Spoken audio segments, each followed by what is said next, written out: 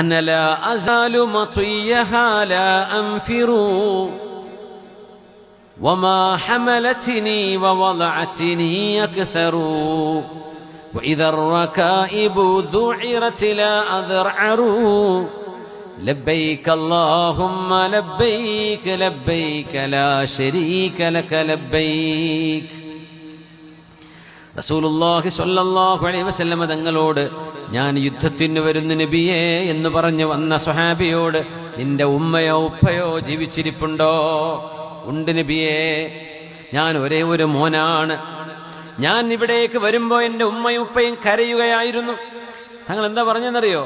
തിരിച്ചുപോ, നിന്റെ കരഞ്ഞ മാതാപിതാക്കളെ നീ ചിരിപ്പിക്കണം, അവരെ സന്തോഷിപ്പിക്കണം.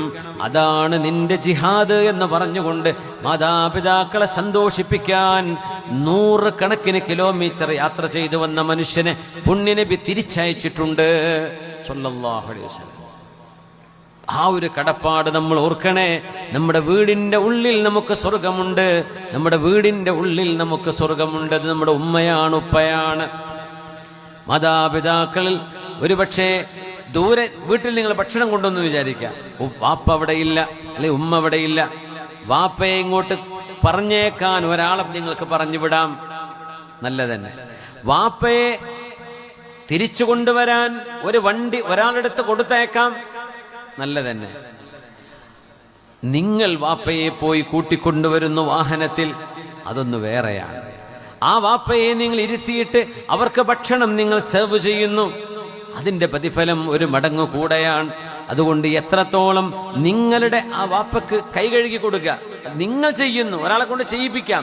നിങ്ങളുടെ ഉപ്പാക്ക് നിങ്ങൾ സേവനം ചെയ്യുന്നത് പോലെയാണോ അത്? അതുകൊണ്ട് അള്ളാഹുവിന്റെ ഇതൊന്നും ഒരാൾ ചെയ്തില്ല എന്ന് വെച്ചപ്പോ കുറ്റക്കാരനാവുന്നൊന്നും പറയാൻ പറ്റൂല. ആപ്പയെ വണ്ടി എടുത്ത് കൊണ്ടുവന്നില്ല, അത് അതല്ല. അള്ളാഹു ബഹുമാനിച്ചവരെ ബഹുമാനിക്കുന്നത് തഖ്വയുടെ അടയാളമാണ്.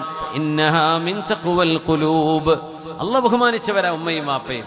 അവരെ ബഹുമാനിക്കുമ്പോൾ അതിന് അനുബന്ധമായ കാര്യങ്ങളെല്ലാം നമ്മൾ ചെയ്യുകയും വേണം. صلوا على النبي محمد وآله.